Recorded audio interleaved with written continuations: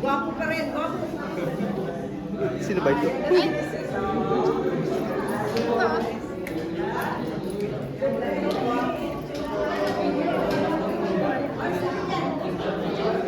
Thank you, sis.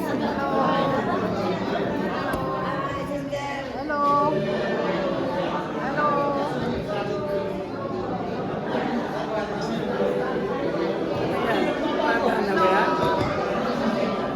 Umaga na yan? Oo. Dito, Pe. Nasa basurahan. Hello. Kamusta Apo. na, Joyce? Ay, nag-work pa siya. Walang Asan kamusta siya? naman daw? Hanapin, papuntahan ko nga dito. Ay, andito siya kanina eh. The virgin shall conceive and bear a son, and they shall name him Emmanuel, which means God is with us. So Emmanuel is it's not a name, it's a title.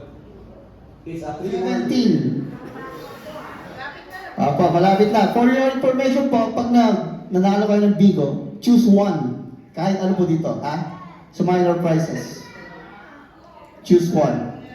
Under O, 74. 74. Under B, 1.